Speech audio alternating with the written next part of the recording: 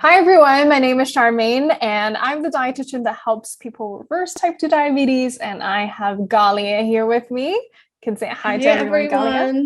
We are super excited today because we are going to talk about a common topic about weight loss and reversing type 2 diabetes and why weight loss is not enough. And we see this a lot because a lot of people think that if you just lose weight, you'll be able to reverse diabetes. And often when they're in the doctor's office, that's what they're told. Their doctor tells them, well, lose this 20 to 30 pounds and your diabetes will go away. Now, for some people, they may be able to lower their A1C, but for a lot of people, their blood sugar is still elevated despite the weight loss. And so we are going to dive deeper into why that is. And in the end, we're going to give you an answer of how you can actually reverse type 2 diabetes for reals and still be able to lose weight as you go on this reversing diabetes journey. So should we get started? Yeah, I absolutely love this topic. I think this is so important to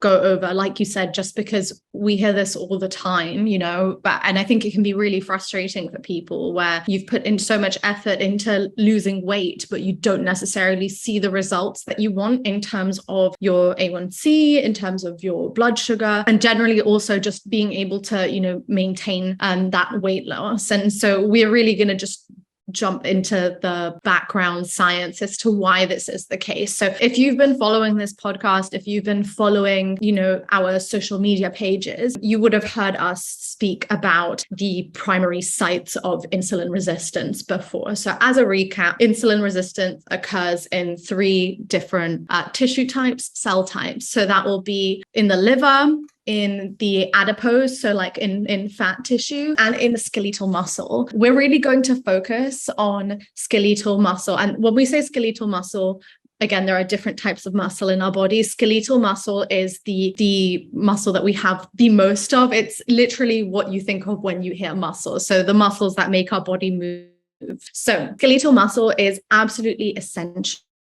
when it comes to glucose metabolism. And so studies have found that skeletal muscle is responsible for between 70 to 90% of the uptake of glucose from the blood. So what does that tell us? That tells us that this tissue type is the most important tissue type in being able to regulate blood sugar and, have your blood sugars be stable after a meal. So that postprandial reading that we're looking at. This also lets us know that anything that goes wrong in this site is going to have the biggest impact on our blood sugars.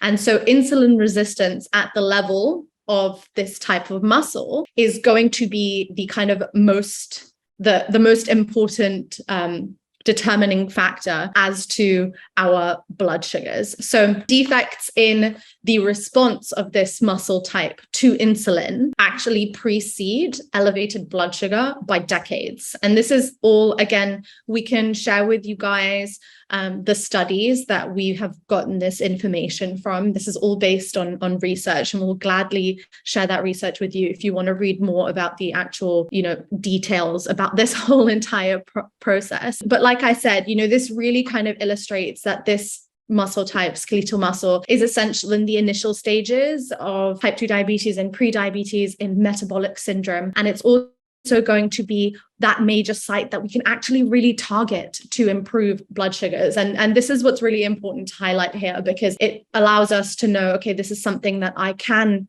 do.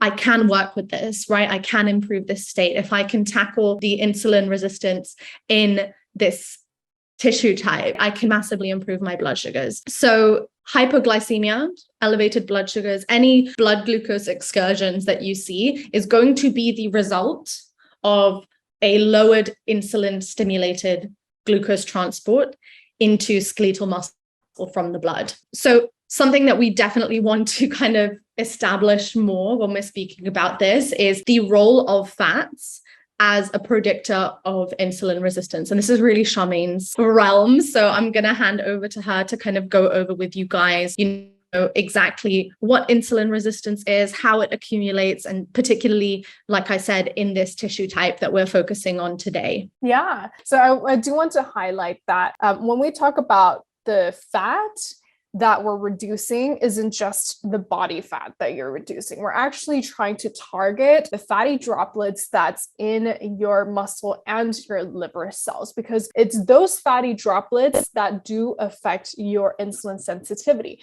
not necessarily the fat in your fat cells, if that makes sense. So there's two different types of fat, right? Fats that you carry, and then fats that are kind of like a glue, if you can imagine that. Fats that are kind of like a glue that inhibits the workings of insulin to be able to bring in glucose from the blood into the cells. When people are losing weight, a lot of times they may be losing fat in their fat cells, but not necessarily the fatty droplets in their muscles or in their liver cells. And that is why a lot of people, when they lose weight, their blood sugar is still elevated, because the root cause of type 2 diabetes was never addressed, if that makes sense. And so that is exactly what we're trying to target. And I know that there has been studies on reversing diabetes that is done by putting someone on a super low calorie diet of like a 500 calorie diet or 800 calorie diet, and people were able to reverse diabetes. However, we all know that is not sustainable. And nowadays, a lot of people, when they try to lose weight, they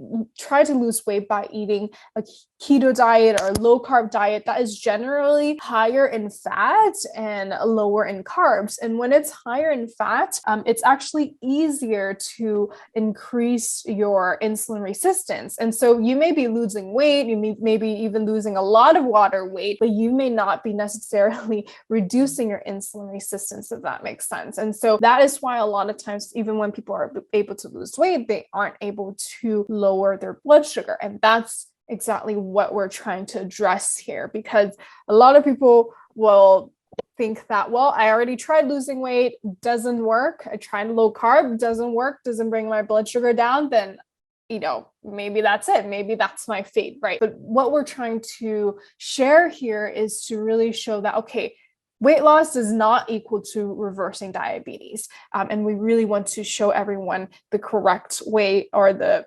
optimal way to reverse diabetes, if that makes sense. Yeah, I think like I said, I think it's something so essential to speak about, because so many people try so hard to lose a lot of weight thinking it's going to get them to where they want to be. And ultimately, to reiterate, right, like we said, there are 3 prime sites of insulin resistance. Because skeletal muscle is responsible for the majority of glucose metabolism, that's going to be kind of the most important tissue type to focus on. And like Charmaine said, when you lose weight, it doesn't necessarily mean that there is less insulin resistance in that tissue type. When you lose weight, what's happening is your adipose cells shrink, right? That doesn't necessarily mean that the insulin resistance in the skeletal muscle cells, in the liver cells, actually decreases. And so really kind of focusing on driving down that insulin resistance so that glucose metabolism can work efficiently in that primary site that is going to actually be a sponge for 70 to 90% of the glucose that is in your system that has to be metabolized. So if you guys are watching this on YouTube, you'll be able to see exactly what we're going through. So I'm going to try and put this in a fun way for everyone, not just like science nerds like us who enjoy this kind of information. But like we said, we really want to focus on insulin resistance. How does this happen? And in understanding how does this occur, we can actually reduce it or prevent it from building up, or actually reversing that process. So insulin resistance, particularly in skeletal muscles, starts with increased free fatty acids. So what are free fatty acids? These are the results of dietary fat that we eat from our diet. This is the breakdown. This is the process of the breakdown of those fats. So these increased fats that are circulating in our system actually end up decreasing something known as the process of phosphorylation. I can't speak today, guys. This is essential because phosphorylation is basically the process that is going to activate a key component of the insulin receptor. So you can imagine if we have decreased activation of the insulin receptor, we are going to have decreased action of insulin on that insulin receptor. What does insulin do when it binds to the insulin receptor? It actually it mobilizes a transporter to the cell membrane that is going to act as a channel for glucose. So this channel is going to allow the glucose in the surrounding environment, in the blood, right, to move into the cell so the cell can use this, because glucose is essentially energy. It is what creates the energy currency of our bodies. So to reiterate, what happens when we have this increased fat? It's going to decrease the activation of a key component of the insulin receptor, which means insulin cannot bind. And this is where the analogy that we use time and time again happens, the gum and the lock, right? You can view the fats as being the gum. It's stopping this insulin binding, the key going into like the door that opens up the channel to allow glucose to come into the cell. This all starts with those free fatty acids. Where do these come from? These come from our diet. So by decreasing the amount of dietary fat, we can actually improve the activation of the insulin receptor. We can improve the cell response to insulin, and we can increase the mobilization of this critical transporter. It's called GLUT4. It's the favorite glucose transporter of the body. This channel that allows glucose to actually come in. This transporter that I just mentioned, GLUT4, it's the most important glucose transporter when it comes to postprandial glucose clearance. Meaning, if the body cannot successfully open up this channel for glucose to come into the cell, you will see higher and higher post-meal blood sugars. So this elevated dietary fat is really going to play a critical role at your post-meal blood sugars. So the less fat there is in the diet, the lower in turn your post-meal blood sugars will be. This is a diagram for those who are watching that kind of goes through this process in depth. So these are all the fancy names and steps. But like I said, if you look at the fatty acids here, they come into the cell, they decrease the phosphorylation, the activation of the insulin receptor, which means we have a essential protein that mobilizes, that moves this glucose transporter to the cell. That doesn't happen. So like we said, we have decreased glucose transport into the cell. This process that we are outlining that occurs when you have increased dietary fat has actually been shown to decrease the activity that mobilizes this transporter to the cell for glucose transport by 50%. That is absolutely massive. And like I said, this is going to have a huge impact on your postprandial readings, your post-meal blood sugars, something that most people struggle with, right? This is really, really difficult. And it can feel like a chase throughout the day, right? Say you have breakfast and your post-meal blood sugar is high after breakfast. 3 hours later, they're still high, but you want to have lunch. It can feel like a kind of losing chase meal after meal after meal. And this is something really, really simple that you can implement to actually help lower your blood sugars by just kind of cutting out that dietary fat, trying to, make a couple of different choices progressively, right? And it can start with one meal. It can start by, reducing or removing one item, one food from your diet. So that was my little geeky rant about the whole process. I hope you guys are still with us. As you can tell, I get really excited by this kind of stuff. Charmaine, did that all make sense? Did I articulate myself?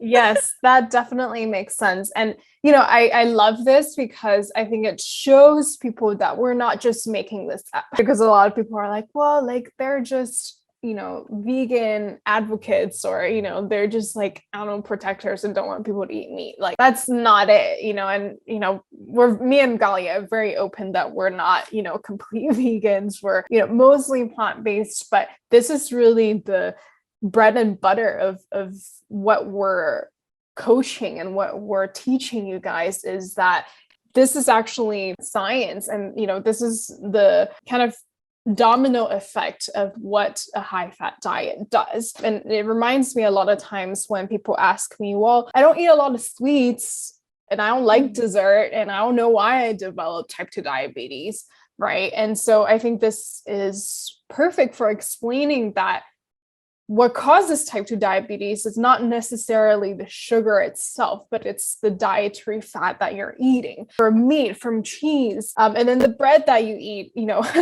besides that, bread is not bad necessarily, especially when you choose whole grain. But when you pair that with a meal that is high in fat, a meal that is, so as I was saying, when you pair that high fat butter, the high fat red meat, that high fat cheese, along with bread and rice, because you're eating the bread and rice, you're actually lowering your body's ability to process those foods. And that is exactly why, even though you may not necessarily eat a lot of fruits, eat a lot of sugar, that's why type 2 diabetes will still develop, because of the insulin resistance, because of this phenomenon that we're talking about. So thank you so much for sharing that, Galia. I think that is definitely essential for us to understand why. For those of you who didn't understand, that's okay. But for those of you who did, or for those of you who, didn't get the nitty-gritty of it, it's okay. This is really just to highlight and just to further explain why the fat is the gum that gets stuck in the cells that prevents insulin from working well, if that makes sense. Yeah, 100%. And I'll just add, to reiterate onto that, like Charmaine, if the actual kind of cellular process didn't make as much sense to you, there are also more observational type of studies that illustrate this principle. So there's been many studies that have looked at people who have a healthy weight, people that have a healthy BMI, they do not have pre-diabetes, they don't have type 2 diabetes, right? And they're able to observe that there is an inverse relationship between the insulin sensitivity in that person's body and the amount of intramyocellular lipids, so the amount of fat that is kind of accumulates in the cell, which is what we're discussing. And this kind of shows you as well that amount, that lipid, right, that intramyocellular lipid, it's independent of weight, right? If insulin resistance had something to do with how much you weigh, then you wouldn't observe insulin resistance in these individuals who have a normal BMI, right? And so what they see is that as that amount of lipid, intramyocellular lipid that comes from the diet increases, their insulin sensitivity decreases. So they become more insulin resistant. And this really kind of shows us observationally, right, outside of the cellular explanation that we went over in this episode. This shows us that being overweight, central adiposity, it's actually not the driver of insulin resistance. It's not the cause. It is those intramyocellular lipids and how they stop the activation of, like I said, the insulin receptor, and they reduce the mobilization of this glucose transporter to the cells. So then you just have this glucose that stays stuck in the blood because there aren't the necessary transport channels in the cells to actually allow that glucose to enter the cell. Hopefully that kind of makes it more clear outside of the the geeky science explanation. But if you guys do have any questions about that, or if you do want to know more about it, you can always DM either one of us. I mean, I think it's so important to understand this process because there is a lot of information out there. It can be really, really confusing, but science doesn't lie. Research science doesn't lie. And so the more you can understand about this, the more informed of a choice we can make as people who are trying to improve their health. So if you guys do have any questions, if you do want more information, you can reach out to us. Like we said in the beginning, we can also share with you the research articles if you want to have a look at these too. Yeah, I'm rambling now, guys. I get excited.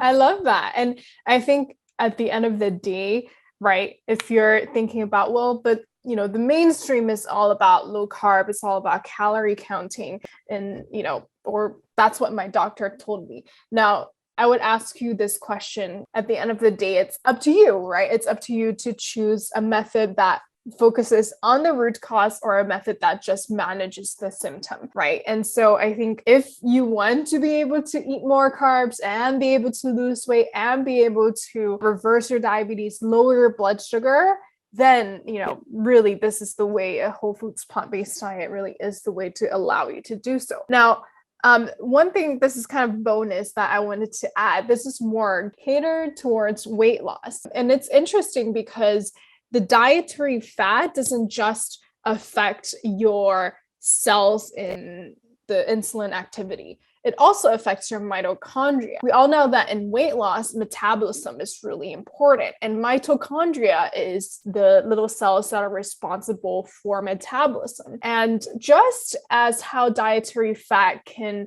block insulin's activity, dietary fat can also lowers the mitochondria activity. Now, scientists think that this is a protective mechanism where, when we're in the wild, when we didn't get to eat, when we finally get a meal that is high in calories, that's high in fat, the body lowers its metabolism so that it can start storing fat. But that doesn't work nowadays in our well-fed world, right? It doesn't work like that. The dietary fat doesn't only affect the insulin activity, but also affects our metabolism. So if you want to lose weight, if you want to lower your blood sugar, it is important to cut down the dietary fat. And the best way to do so without starving yourself, without feeling hungry all the time, is a whole foods plant-based diet, because it's high in fiber. The volume is going to help you feel satisfied. The healthy carbs is going to fuel you. The plant-based protein is not only going to give you building blocks for muscle building, for your body's function, but also the dietary fiber will help you lower cholesterol, lower your insulin resistance, and help you lose weight and all the good things. So that's why we're so passionate about this. Hopefully this makes sense to you all. And if you want to know more, you can check out our free training. It's going to be in the show notes, and you'll be able to also check out our 12-week reversing diabetes system if you're interested in working with our team to help you reverse type 2 diabetes. So thank you so much for listening, you guys, and I'll talk to you guys soon. Have a good one.